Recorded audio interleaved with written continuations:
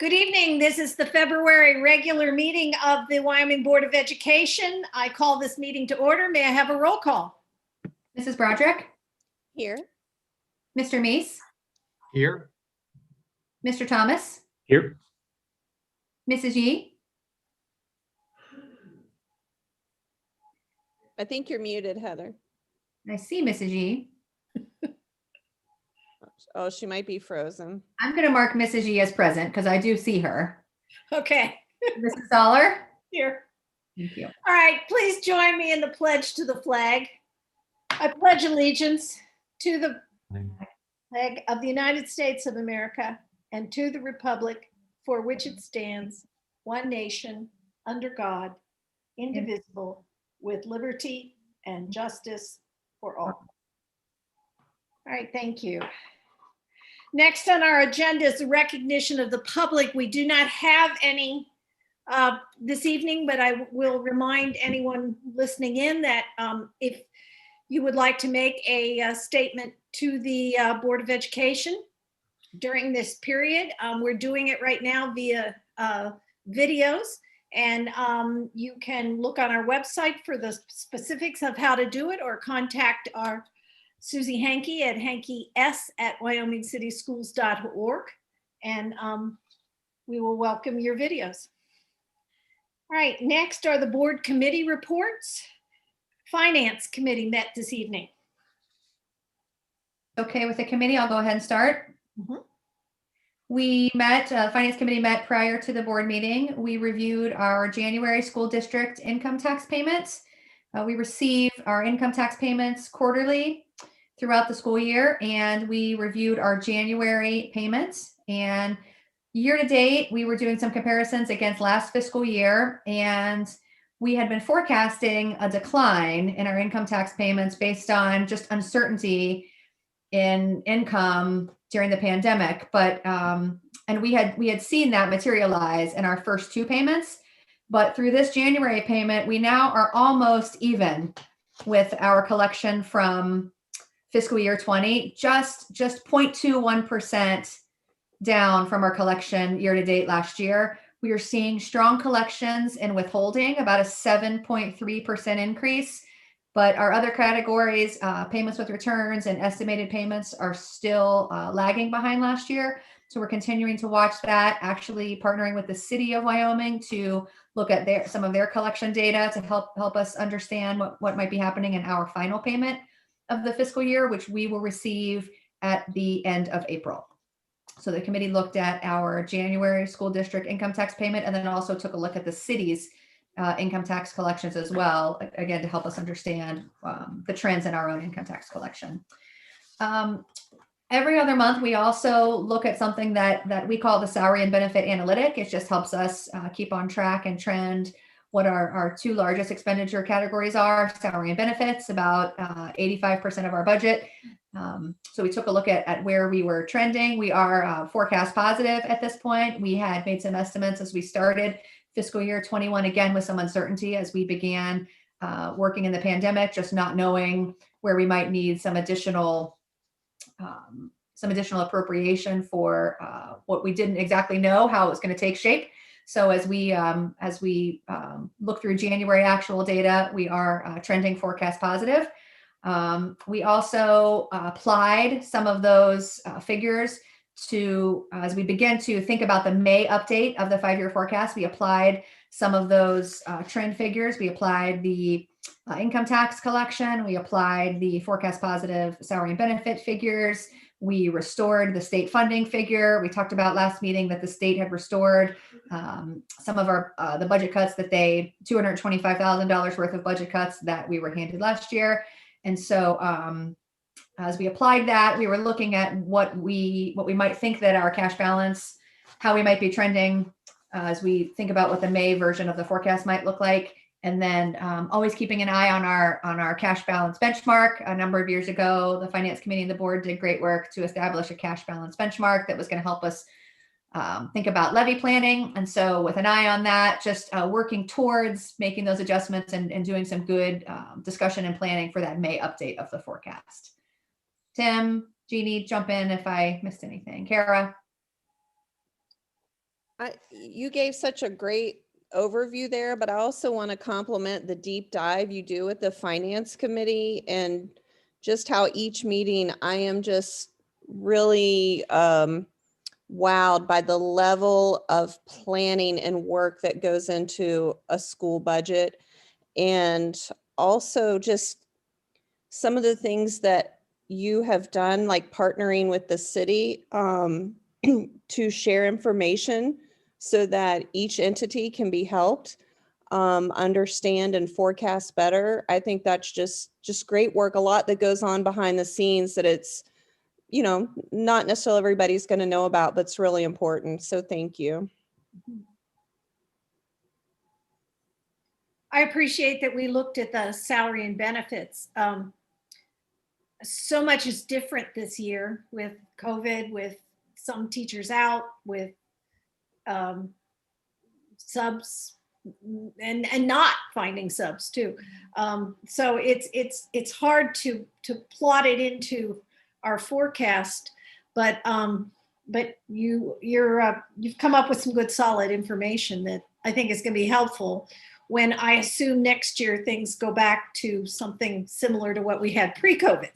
We'll see, I guess. And also just to remind, all of us that, that cash balance benchmark that we look at is 5 million. We really want to try not to sink below that. And when we think towards the future of levy planning and that sort of thing, the idea is we don't want to go to our citizens too soon, and we don't want to wait too long. And there's just, you need a lot of really competent planning and sharing of information to really understand that. And I think the benchmark is very helpful. Thank you. Great. Thank you. Another board committee, Citizens Advisory, CAC, they've had a meeting. We did, Ilya, Heather, I'll go ahead and start and feel free to share additional information.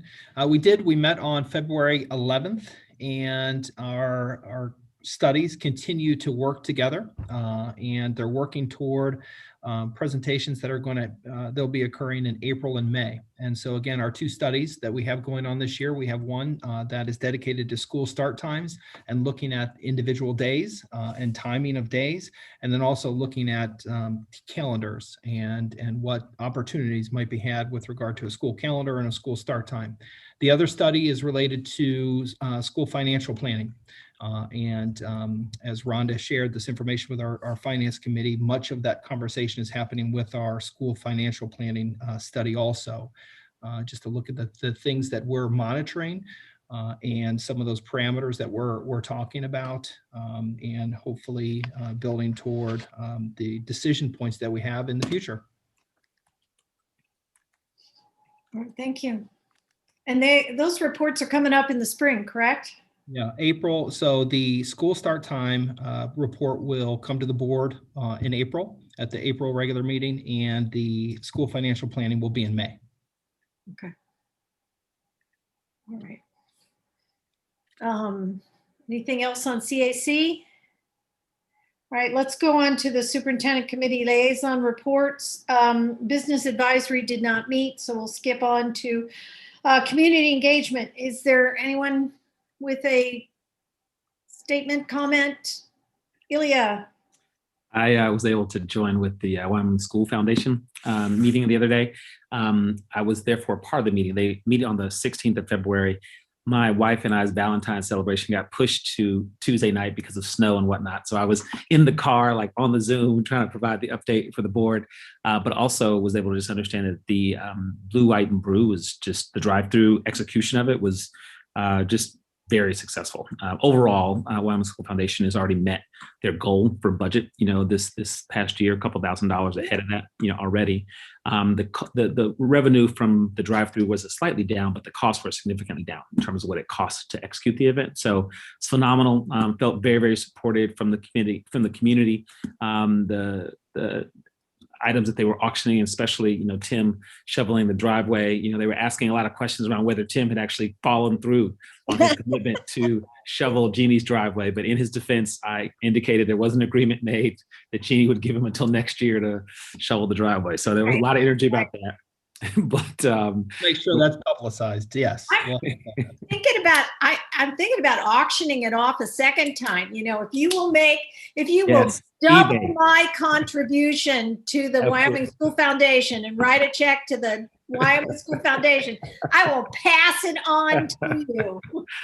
Absolutely. Absolutely. I told them I chose not to because my driveway is a little bit long, but a lot of celebration about that event. More details to come in the minutes from the meeting relative to updates and also feedback on things, ideas for next year. The last thing I was going to say is there is a plan for the fun run, which is going to be on April 25th. Obviously trying to make sure that that's socially distanced and safe. A bit of a poker hunt is a little bit of a thought on what's going to happen, where runners are going to different locations and identifying pieces of the puzzle. So more to come on that. And that was the essence of the discussion from the Wyoming School Foundation. Interesting. All right, good. Anyone else have anything? So can you hear me okay? I'm having terrible computer problems. Yes, but you're fine. Oh, okay. I'll be quick then. I'm going to try to be quiet because of this. I just didn't know if anyone got to go to the Unconscious Bias Art Exhibition. They were out of tickets, which is amazing. That was put on between Art Resource Team, Wyoming Community Foundation, Wyoming Community in Action, and Paradigm Studios, unless you said it and I missed it while I was in and out. But that is going on. They had their opening February 13th and it goes through March 13th. So to stop in and see that, I just was excited, I guess, to see that I wanted tickets but couldn't get them since they were staggering that's going on in the community. Right. Yeah, I went and it was just amazing. They had a cadre of volunteers and it was just so well thought out. The pieces, even in the different locations, had little explanations from the artist as to what that piece meant to them. And it really gave me a lot to think about. I loved it. I thought just seeing some of the art, we had some student art, but we had artists from Greater Cincinnati and then beyond as well. And I thought, little Wyoming, Ohio, and we have this amazing art right here between Art Resource and Gabby's and Station and the Fine Arts Center. And, it's one of those things that I'm like, wow, Wyoming, people really think out of the box and for a good cause and a good reason. And it was really great. And it was wonderful to get out of the house, even though I think it was like 0 degrees or something. It was not warm, but yeah. It was great. Same for us. I think we went on the 13th. I didn't know tickets were required, which is evidence to my wife's planning and execution. I just showed up along with my 2 daughters who were thrilled by about minute 15. We went to each of the different locations and the explanations on the art was interesting. And there were a couple pieces by artists from Wyoming, even for sale. And I tell you, I lived here for 9 years. I have never been into the store, the ART, where the 3rd location was. I felt a little bit ashamed. I went in there, I was like, oh, this is amazing. This is really nice. I should come back again. My wife is like, nope, we're not buying any more art. But it was a great event and it was fun to participate and really glad that we did it. Okay, great. All right, on that note, we go on to equity, inclusion, and the anti-racism committee. Okay, I'll jump in first. Okay, so we met on the 28th of January. So at the end of January, we pulled together. And again, this is a committee now that is connected to the great work in the district around building belonging, building a sense of belonging for our students, for our staff members, for our families. And we look at issues of equity, issues of inclusion, and issues of anti-racism. And critical work. So what we did first of all is we just reviewed some of the goals that we have for the Belonging and Inclusion Collaborative. And we dug into specifically the work that we're working on right now. That group is taking a look at our course enrollment, specifically at the high school. And so we've pulled pulled some data over the last 3 years just to look at students' access to different levels of courses. And it's just the beginning of that work. But again, we're trying to see what the student experience is. And so we're going to continue to dig into that data. We're going to go back and look at data that really begins at the early stages of our middle school years. And I'll bring a lot of that information to our board planning meeting in March to show the progress. Again, it's a long-term goal. We think that we'll be looking at this over time, certainly, and just another way that we can, again, monitor our student experience to make sure that all students have access to the courses that they want, that are most appropriate for them, that builds that entire experience of belonging. We also talked about some of the things happening around the district. So some things that are really exciting. We do have 2 new high school courses we spoke about at the last board meeting. We've got African American Studies, Women's Studies that have come on board for next year. I'd like to say thank you to the Wyoming Alumni Association. Earlier in the year, they made a donation to go to this critical work. And so those funds that they donated, specifically a student group at our high school called ACES, and Advancing Cultural Equity Success. And so that's going to help support the things that they're doing at the high school. And it's also going to help fund the startup of those 2 new courses, African American Studies and Women's Studies. Speaking of ACES, I know they put a ton of time and energy into their Black History Month Assembly, which is going to be coming out Wednesday on the 24th. They're going to be sharing that with our students and staff. So they're excited about the work that they've done and able to bring that to our high school folks. So great things happening. And again, we'll come back at our planning meeting to talk more in depth about some of the things that are happening, or some of the data that we're looking at for course enrollment. Okay. All right. That sounds great. Thank you. Let's do the planning and goal setting. Okay, I'll jump in here too again. We met briefly on February 8th, and again, this is a challenge. Planning and goal setting is as we're trying to continue to plan for the rest of this year and all of the events that we want to provide for our students, so that they enjoy the final few months of their year for this year, and then take a look at 2021, 2022. To see how we can implement a program like Jeannie shared a little bit ago that's more normal to what we typically have in Wyoming. So we're starting to talk about all the possibilities and the options for that. During our conversation, we also reflected on some of the goals that we set for this year. In a pandemic, the challenge is continuing with some of the goals and the objectives that we've identified for this school year for our work as we try to grow professionally as a district and as buildings. And we're starting to talk now about where we've had successes and where we need to think about growing next year and taking those goals into next year to continue that work. And so that's a continual work in progress. Okay. I do like that we're looking ahead. It's, where we've been is somewhere I don't want to ever go again. Right. Anything else? Then policy review, we're going to skip that. We do have a meeting, and as of about, 4:00 this afternoon, I don't know, Erin, if you've actually had a chance to see in your email, suddenly the policies have arrived. So we'll talk about that next time. Student achievement. We have a meeting with our district leadership team scheduled for March 18th. That might be moved up a little bit. And our biggest focus for that conversation is to look at the planning for the 21-22 school year.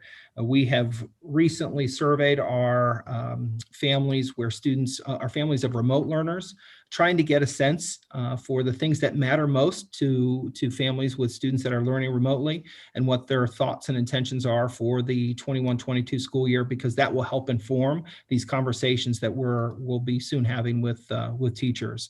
And so the district leadership team will obviously be looking at that information and designing instruction that makes sense for kids. Right. So we'll go on to the Board of Education report.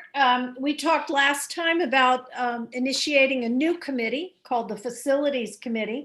At this time, we have two people, Ilya and Heather, who have agreed to be a part of that committee.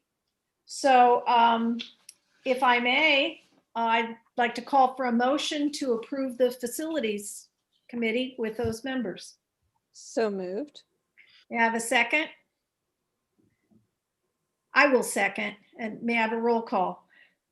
Mr. Meese, Yes. Mr. Thomas, Yes. Mrs. Yee, Yes. Mrs. Zoller, Yes. Mrs. Brett. Yes. Thank you.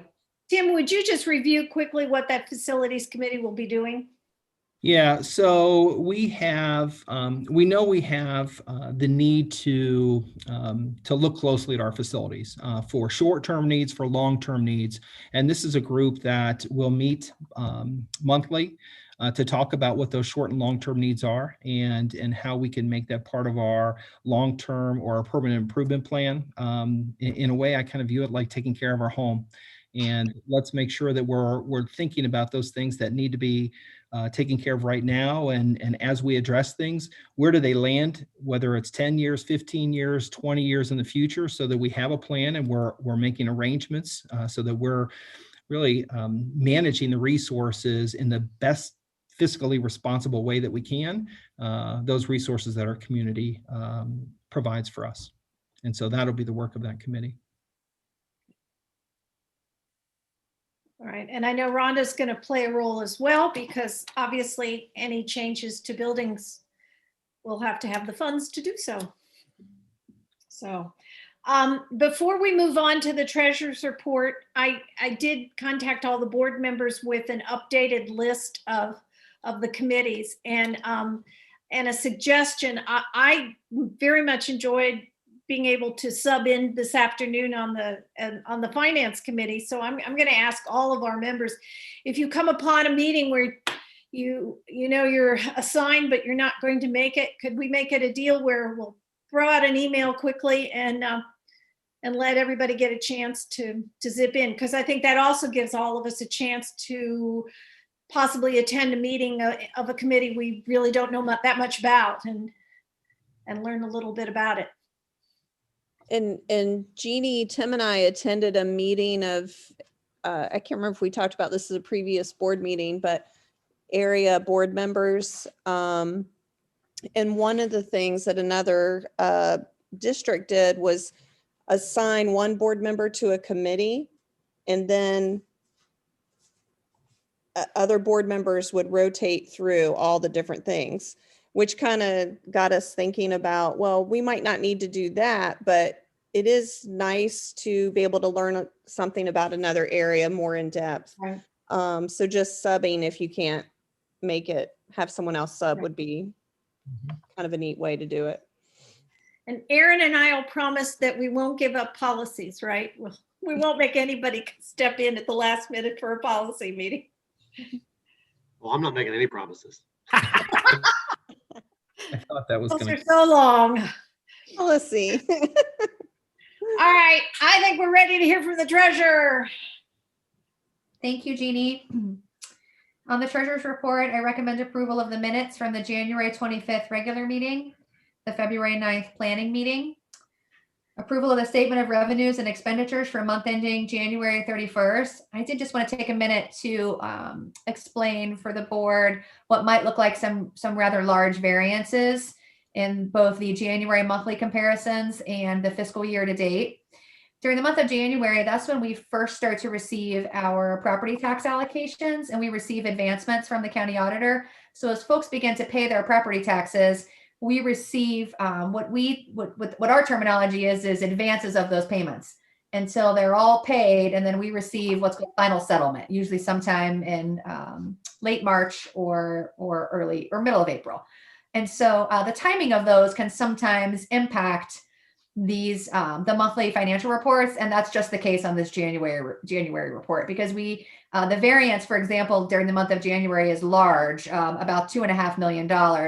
But in February, we received about a $2.5 million payment on February 4th. So some of this, especially in January and February, is timing. So the February month-end report will look much more in balance and will balance out on the fiscal year-to-date side as well.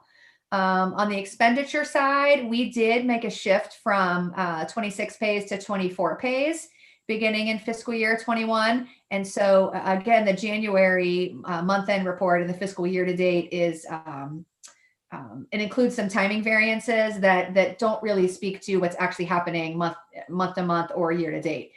So last fiscal year, when we were still running 26 pays, the month of January was a 3-pay month. So the month of January looks really heavy in expenditures, and that doesn't happen anymore in a 24 pay cycle. So just wanted to highlight those variances and draw your attention to them, and so that anyone isn't alarmed by some of those negative numbers on the variances. Item C is the appropriation adjustments that were submitted. Item D, accept with appreciation the list of donations, all from the Wyoming School Foundation. Right. Item E, request approval of the report, please. Right. May I have a motion to approve?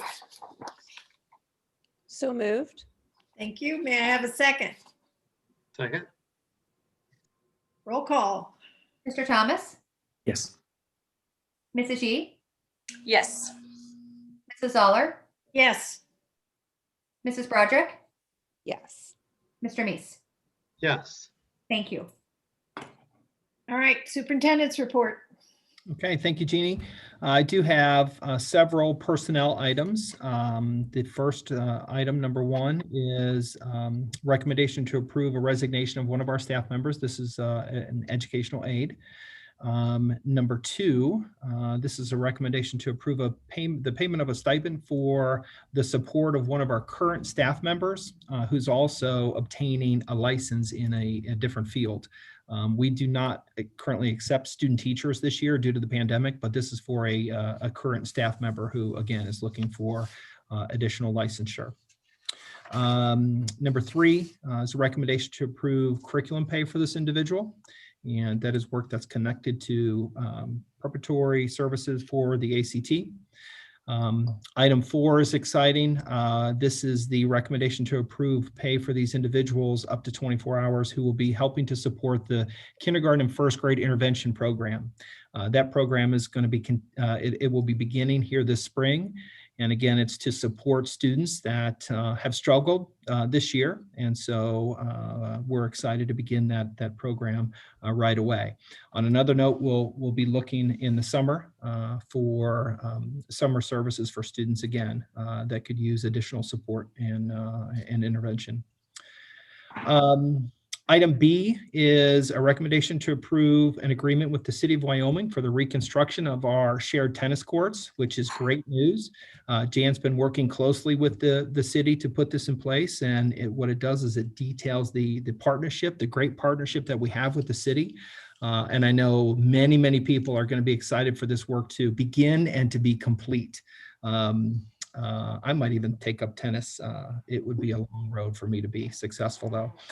But anyway, this is truly going to benefit our students and the community. So we're excited to be moving in this direction. Item C is a recommendation to approve an agreement with Dreher Physical Therapy Institute. And so Dreher employs our head athletic trainer, Allie King. She'll remain our head athletic trainer, and she serves the lead trainers at both the high school and the middle school. And then item D is a recommendation to approve an agreement with the Christ Hospital and Beacon Orthopedics and Sports Medicine. And Beacon employs our part-time trainer, Haley Hodge, and she works primarily at the middle school, but also fills in at the high school when needed. And Beacon also continues to provide our team doctors and are accessible for the primary care of our student athletes for injuries. So great support from these organizations. And then item E is the recommendation to approve a contract between Wyoming City Schools and Hamilton County Developmental Disability Services. And again, this goes to support individual student needs. And it's a contract that we've had in place before. And it's a continuation of that contract, again, to support specific student needs. All right. Thank you. Mm-hmm. May I have a motion to approve the superintendent's report? So moved. May I have a second? Second. All right. Roll call? Dee, Yes. Mrs. Zoller, Yes. Mrs. Broderick, Yes. Mr. Meese, Yes. Mr. Thomas. Thank you. All right, an update. Okay, I have an update. Again, it's really related to where we are in the world of a pandemic right now. What's happening right now? What are we looking at for the future?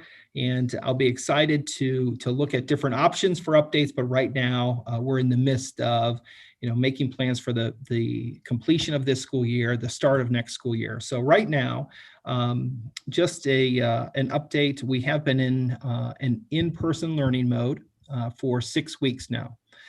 And so we continue to monitor the conditions in our community to make sure that we're watchful of student cases, staff cases, the possibility of a variant showing up in the community. We're continuing to have our weekly meetings with our science advisory team, talking about even the possibility of testing options. So great conversations are ongoing to ensure that we are creating the safest possible environment for our students and our staff members, and that will continue. For our staff, specifically, we're in the middle of our vaccination program.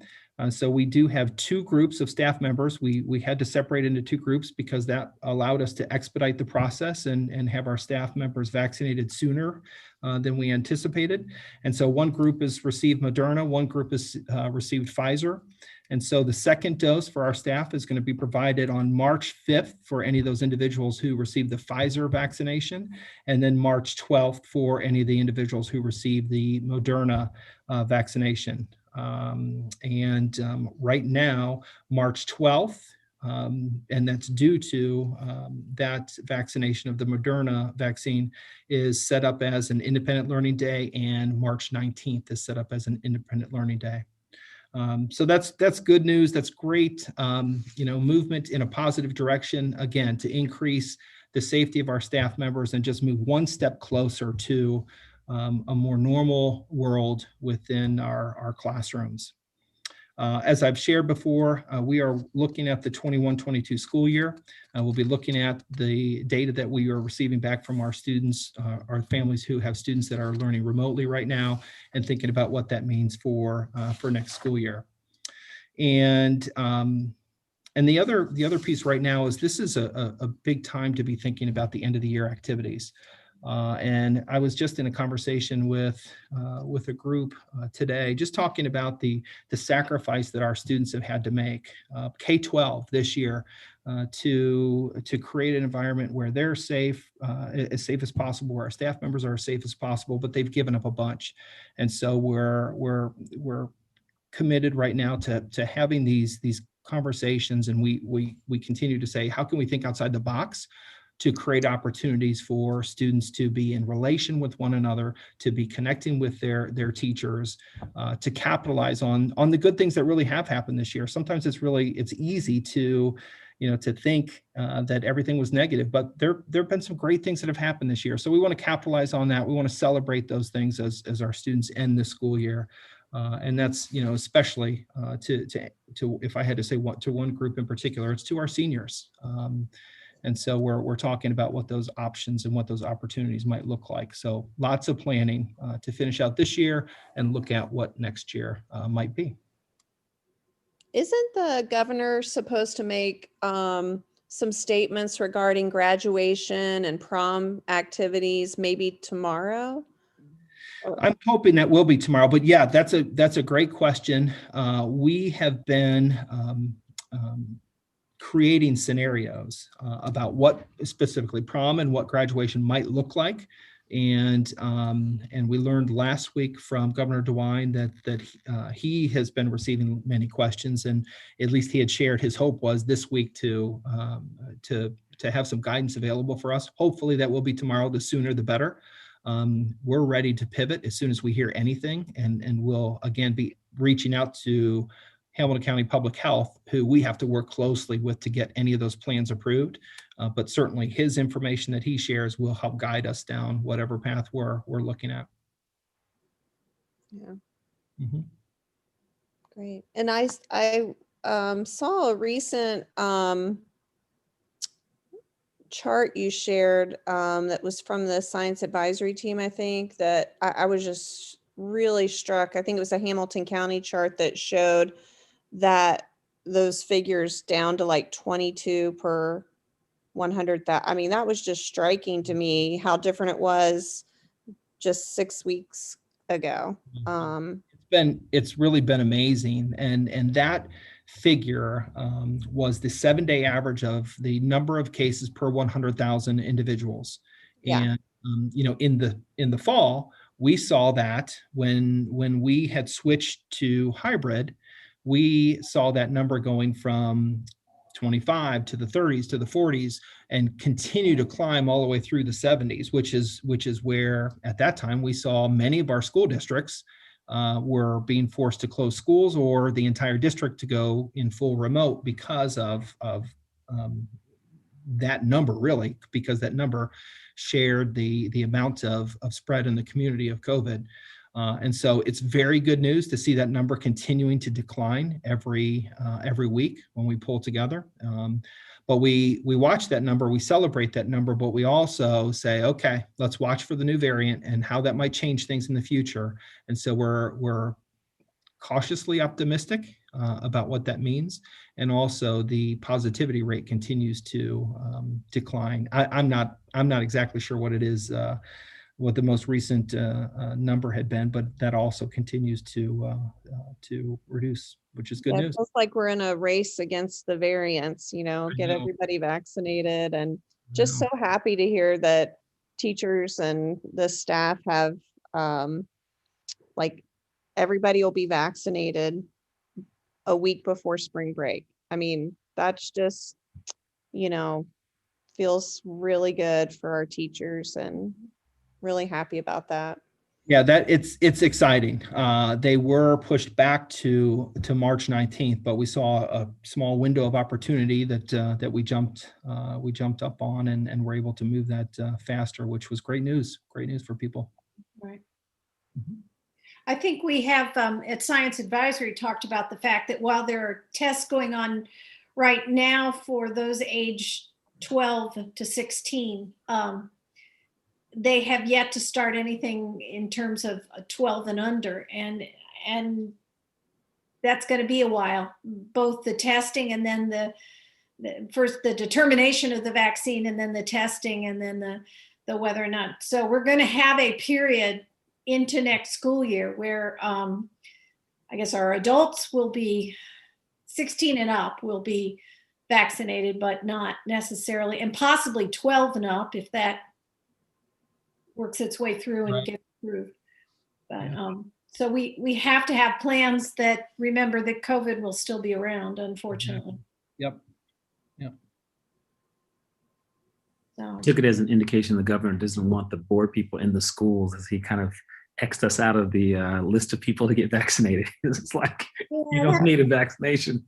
Stay I away. decided to shop at Kroger's near the pharmacy's closing hours, hoping they'll make an announcement over the PA. We have extra shots. we actually have some friends who that's exactly what happened. Really? See? They had extra. It was last week with the horrible weather. They had extras. They were worried about how they would keep them, and they were just kind of looking out and saying, would you like a COVID shot?" Yes, I would. Soon go hang out. Go hang out at Kroger's. Get at the end of the line at the UC drive-through, or keep driving through and say, yeah. So yep. So that's where we are. But as you've mentioned, we're excited to be talking about other things, and we're excited to be talking about long-term planning. We're excited to be talking about being intentional and being strategic at growing as a school district. And I'm really looking forward to those conversations with our staff members, with our students, and getting back to the great things that we do in Wyoming. Those things are still happening.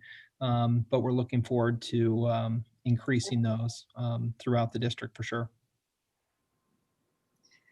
All right. Well, thank you. Is there anything else to report? In that case, I think we're ready to adjourn. I may have a motion to adjourn So moved. and a second Second? and a roll call. Mrs. Zoller, Yes. Mrs. Broderick, Yes. Mr. Meese, Yes. Mr. Thomas, Yes. Mrs. G. Yes. Thank you. All right.